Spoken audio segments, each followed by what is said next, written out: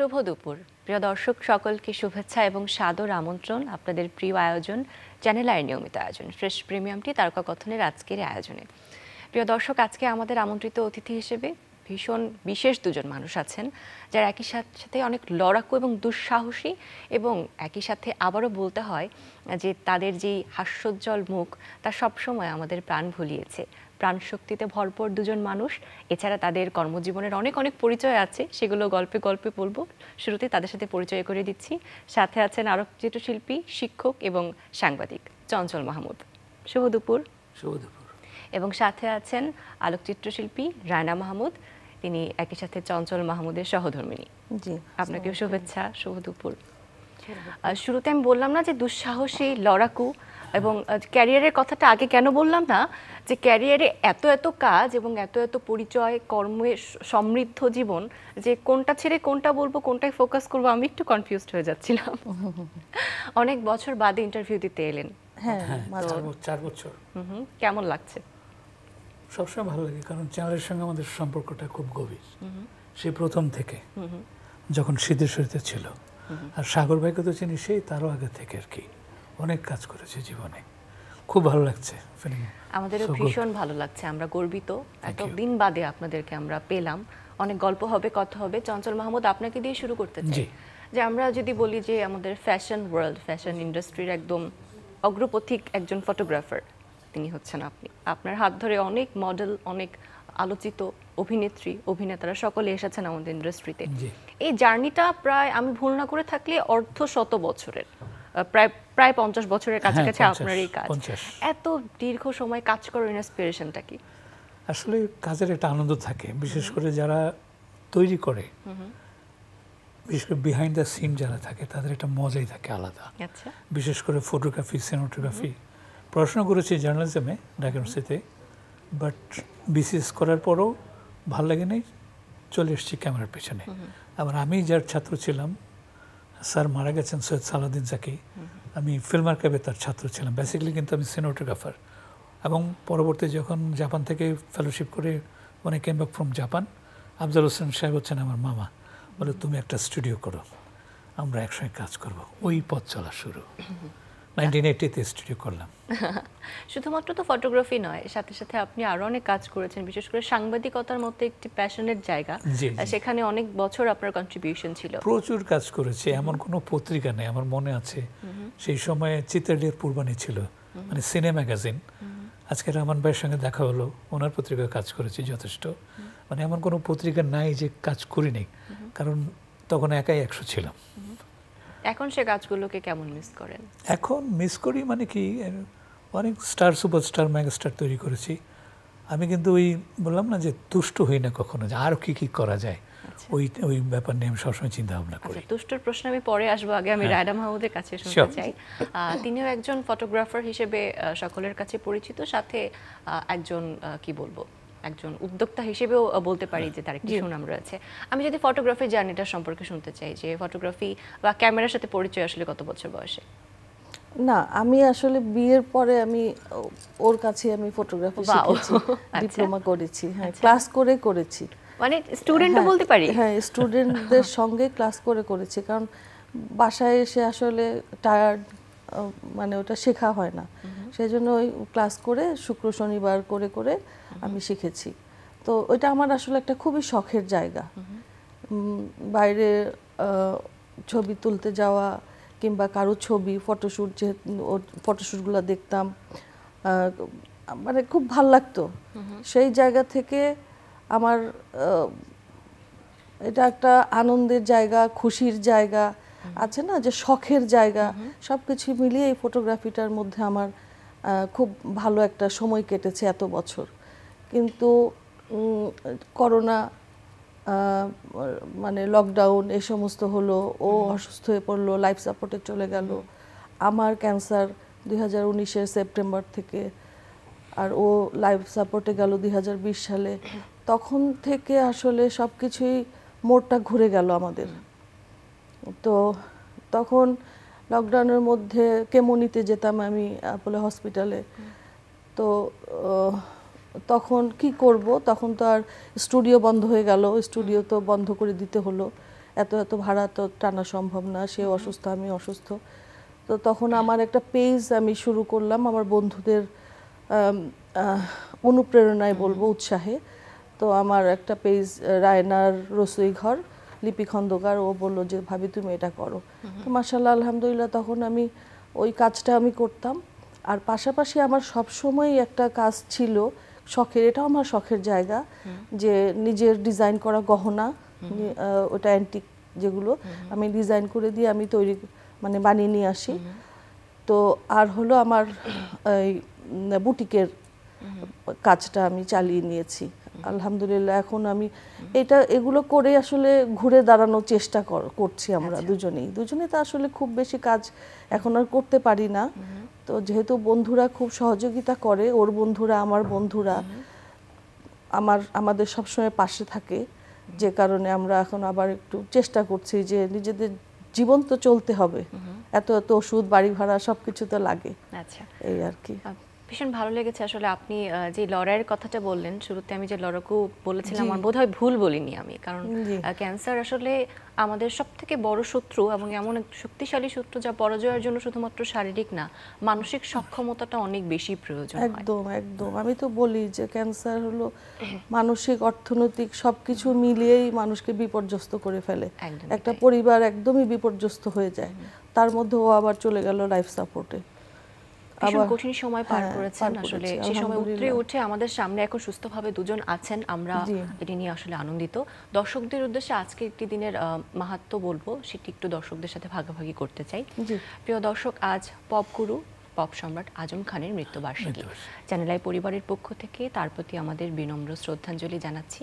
আমরা তার প্রতি ডেডিকেটেড একটি এভি দেখে আসবো, চলুন সবাই স্ক্রিনে চোখ রাখি। পপ সঙ্গীতে আজম খান যেমনটি রাজত্ব করেছিলেন, তার রাজত্ব সব সময় থাকবে এমনই অমর হয়ে। তার প্রতি আবারও শ্রদ্ধা জানাচ্ছি। আবার আমাদের অতিথিদের কাছে ফিরছি। চঞ্চল মাহমুদ স্যার, আপনার কাছে হয়ে গেলাম, কারণ ওনাদের সঙ্গে আমার খুব সুন্দর সম্পর্ক ছিল। তারপরেও কষ্ট লাগে যে যাদের ছায়াতলে ছিলাম সবাই চলে গেছে, ম্যাক্সিমামই। আমাকে তো মৃত ঘোষণা করে দিয়েছিল ল্যাবেডে। তারপর দেখেছি আমার আঙ্গুল নড়ে, নাকে তুলো দেওয়া, চোখ বাঁধা, বৃদ্ধাঙ্গুলি বাঁধা। ও বলে যে ও বেঁচে আছে। পরে যখন লেডি ডক্টর ধরেছে, দেখে যে আমি চাপ দিয়েছি, ও মাই গড, আবার ফেরত দিয়েছেন আল্লাহ।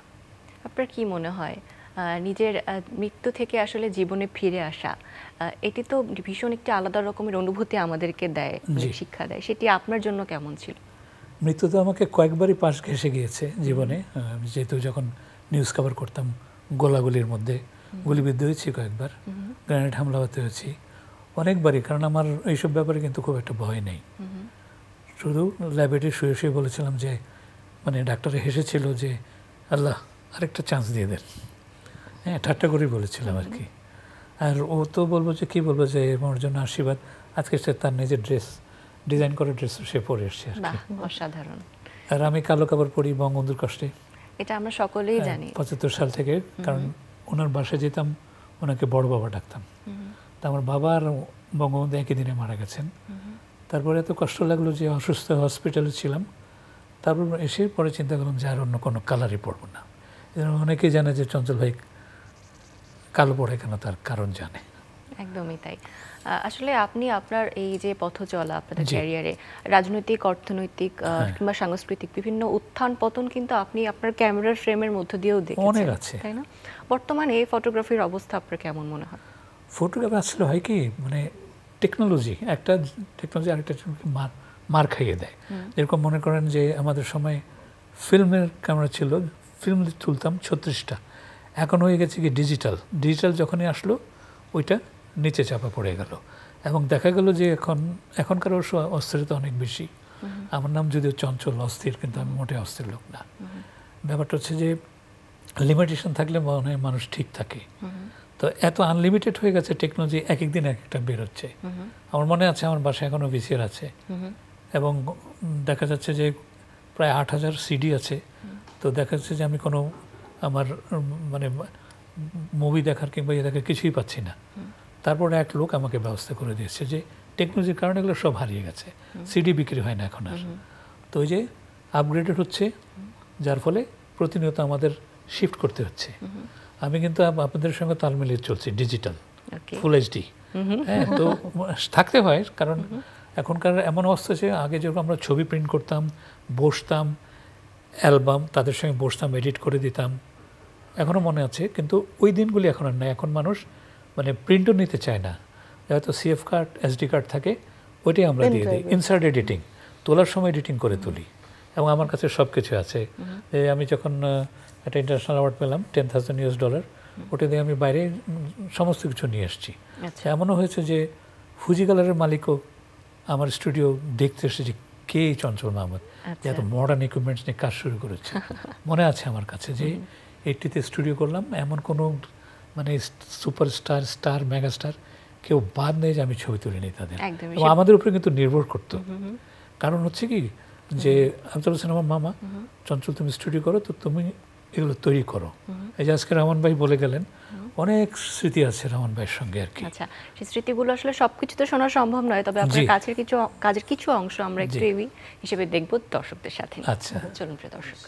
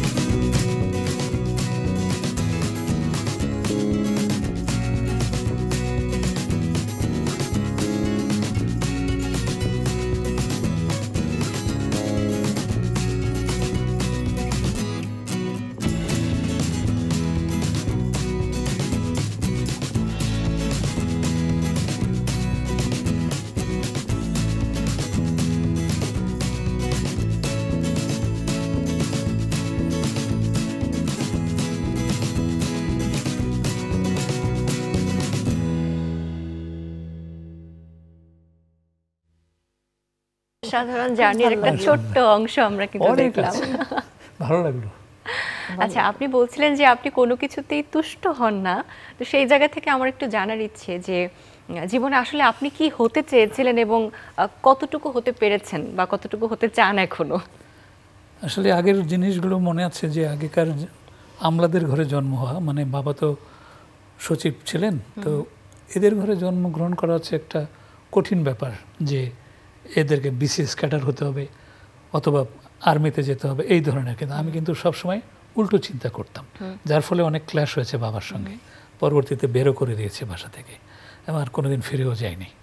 তো যেটা হচ্ছে যে ওই প্রথম ছেলে যেটা হবে এটা ডাক্তার হবে, পরে যদি একটা ছেলে এটা ইঞ্জিনিয়ার হবে, তারপরে যদি একটা ছেলে হয় ওইটা আর্মিতে যাবে। তো এইসব জিনিসগুলো আমি কখনোই নর্মালি নিতাম না, যার ফলে একটু অন্য টাইপের ছিলাম, এবং পরবর্তীতে ওই যে পরিবার থেকে পরিত্যক্ত হয়ে গেলাম।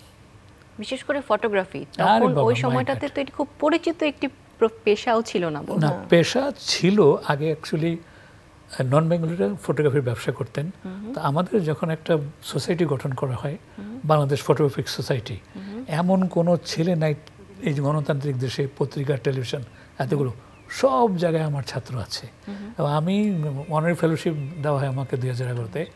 তো আমার সার্টিফিকেট এখন সরকারি চাকরি হয়, বেসরকারিতে ভুরি ভুরি হয়, ভালো লাগে এইটা আর কি। কিন্তু আমরা সেই কষ্টের সময়গুলো আজও ভুলি নাই, যে স্টেপ বাই স্টেপ এসছি।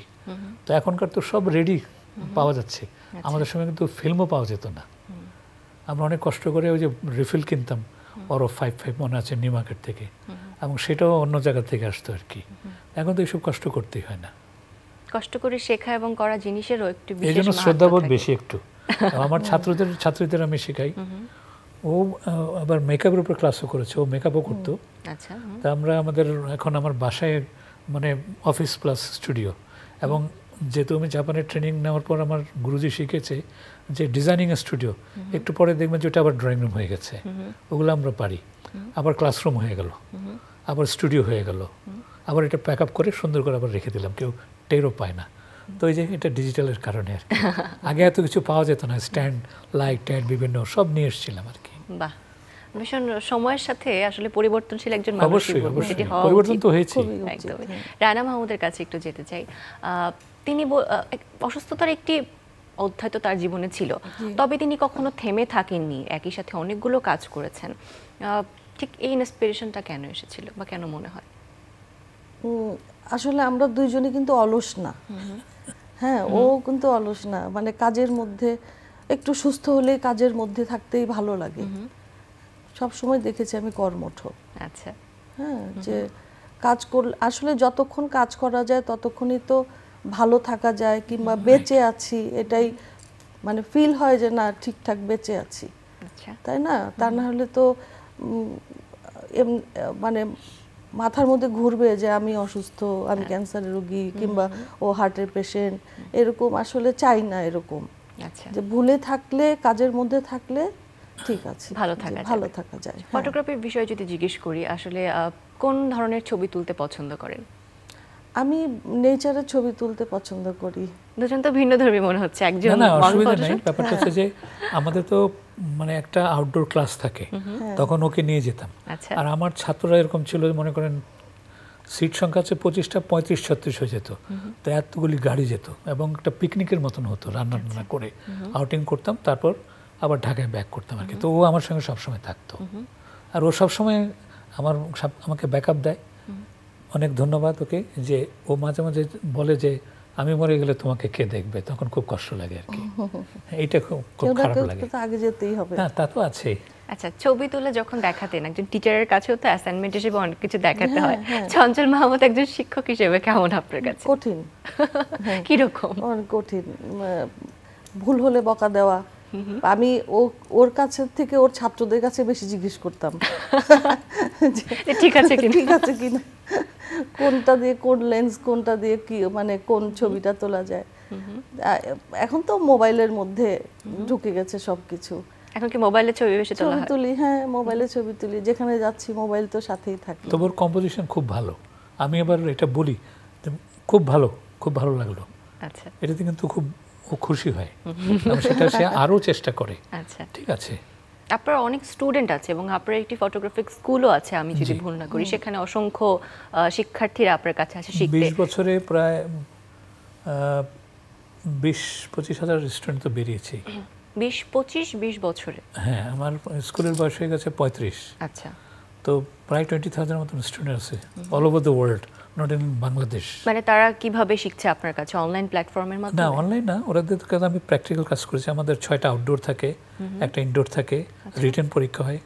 শিক্ষক হিসেবে কিন্তু খুব কড়া। এখন সেটি কেমন চলছে? চলছে, এখন তো বাসাই। এখন তো আমাদের ওই ক্যান্সারের কারণে, করোনার কারণে উই লস্ট এভরিথিং। আমাদের ফ্ল্যাট গেল, ব্যাংক ব্যালেন্স, তারপরে গাড়ি, সব কিছু, স্কুল, মানে কঠিন অবস্থা হয়ে গেছিলো আর কি। অনেকে হারিয়েছে, তবে আমার কোনো দুঃখবোধ নাই। আমি কিন্তু good fighter, good soldier. Always ওই সাহস আছে, দেখে যে আমি এখনও কাজ করি। বাহ, অসাধারণ। আপনাদের যেই কর্মের প্রতি ভালোবাসা এবং জীবনকে ভালোবাসার যেই দর্শনবোধ, সেটা আমাদের সকলকে অনুপ্রাণিত করলো। এর পিছনে একজন লোক আছে, যার নাম না বললে নয়, যিনি আমার না, বাংলাদেশে অনেক ক্যামেরা পার্সনদের গুরু।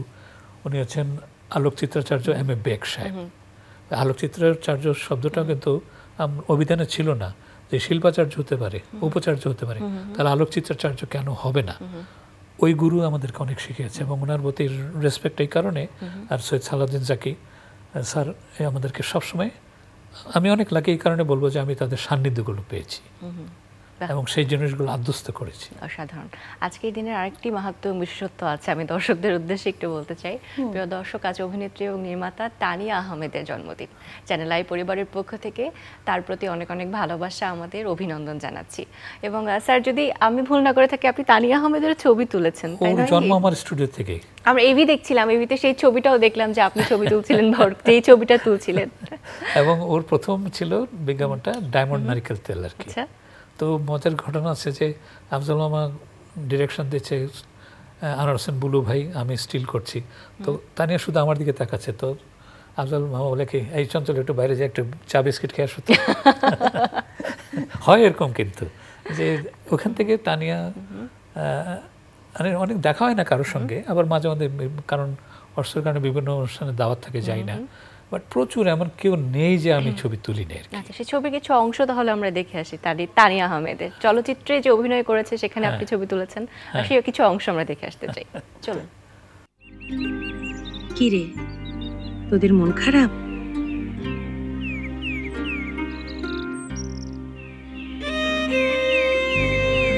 আমারও। মুহিবটা কোথায় যে টোটো করে ঘুরে বেড়ায়। এমএ পাশ করলো, তবু একটা চাকরি হলো না, পকেটে থাকে না টাকা। আমি তো ওকে কিছু দিতে পারি না।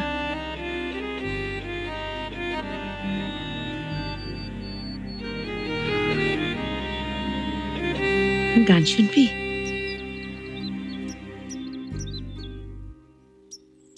জলে ভাষা পদ্মমি শুধুই পেলাম ছলনা, ও আমার সহেলি, আমার নাই তো কোথাও কোনো ঠাই। তানিয়া আহমেদ অভিনীত চলচ্চিত্রের ছোট্ট একটি অংশ আমরা দেখে আসলাম আবারও, তার প্রতি আমাদের অনেক অনেক শুভেচ্ছা। চলচ্চিত্রটির নাম ছিল কৃষ্ণপক্ষ, বেশ জনপ্রিয় এবং তার দারুণ অভিনয় শৈলী দিয়ে তিনি তার চরিত্রকে আরও সুন্দরভাবে ফুটিয়ে তুলেছেন। অনেক সুন্দর অভিনয় করেন। তো আমরা আবারও একটু গল্পের প্রসঙ্গে ফিরি। এখন তো যে কাজগুলো চলছে সে কাজগুলো নিশ্চয়ই দেখা হয়। আপনার পছন্দের কোনো ফটোগ্রাফার আছে যার কাজ খুব ভালো লাগে? হ্যাঁ, অবশ্যই। এই প্রজন্মে আমার দুইটা ভালো ছাত্র আছে। একটা হচ্ছে রফিকুল ইসলাম র্যাফ, আরেকজন হচ্ছে কবির হোসেন, প্রথম আলো। এই দুজনের কাজ খুব ভালো লাগে, কারণ ওরা আমাদের সঙ্গে অনেক বছর, এখন একটা আসলে আমরা একটা ফ্যামিলির মতন হয়ে গেছি। আর I am the only person in Bangladesh যে আমার ক্লায়েন্টদের সঙ্গে আমাদের সম্পর্ক আছে। এটা কিন্তু কেউ ধরে রাখতে পারেনি। আমার বাসায় আসে, আমার বান্ধবীগুলি সব ওর বান্ধবী হয়ে গেছে। যে সম্পর্কটা কিন্তু আমাদের সবসময় হাই হ্যালো যোগাযোগ, থ্যাঙ্কস টু ওই ফেসবুক, যে এর কারণে আমরা সেই পুরনো বন্ধু বান্ধবীদের খুঁজেও পেয়েছি। আচ্ছা, হ্যাঁ, ক্লাস ওয়ানের ফ্রেন্ডকেও খুঁজে পেয়েছি। তো এটা খুব বিশেষ মজার বিষয়। আর ব্যাপারটা হচ্ছে যে আমরা আবার এরকম না যে মানে অনেক সময় সবাই একত্রিত হই, কোনো একটা গেট টুগেদার হয়, আবার আমার বাসায় দাওয়াতগুলো এরকম ঘুরে ঘুরে ঘুরে আসে। তো এটা কিন্তু আমাদের ওই কমিউনিটি ডেভেলপমেন্ট যেটাকে বলে, যে যতই আমরা দূরে থাকি আমরা কোনোদিন একসঙ্গে খাবো, গল্প করবো, আড্ডা মারবো। কিছুদিন আগে এসেছিল আমার পুরনো কিছু সাংবাদিক ফ্রেন্ড এবং কিছু নিউজ রিডার। তো আমাদের সম্পর্কটা কিন্তু আজও আগের মতনই আছে, আর ওইটা ধরে রেখেছে, credit goes to that person. বাহ, এই যে একজন আরেকজনের সাহায্য সহযোগিতা করা এবং সেই সাথে দুজনকে সাপোর্ট দেয়া, এটা মনে হয় একটা দাম্পত্য জীবনের সব থেকে সুন্দর বিষয়। হ্যাঁ, অবশ্যই। আমার তো দুইটা মেয়ে, একটা ছেলে টেলিভিশনে আছে গান বাংলায়, তো কিছুদিন আগে বিয়ে করেছে। তা আমি, ওরা সবাই আমাকে আপনি করে বলে, একমাত্র বৌমা আমাকে তুমি করে বলে, আর আমি তুই করে বলি আর কি। এত সুন্দর সময়, খুব ভালো রান্না করে। আমার ওয়াইফও খুব ভালো রান্না করে। তাই রান্না করতে পছন্দ করে? হ্যাঁ, খুব ভালো। মানে আমার মা ঢাকাইয়া, বাবা পাবনার। রান্নাটা ওটাও আমার একটা শখের। বললাম না যে আমার করোনার সময় শখ। হ্যাঁ, এখন আমি নিজেই রান্না করি। করোনার সময় আমার একটা পেজ খুললাম, রায়না রসির ঘর। আর এখন আছি আমি সাবিনা সাবি, ও একটা পাওয়ার অফ শি, ও প্রজেক্ট চিফ।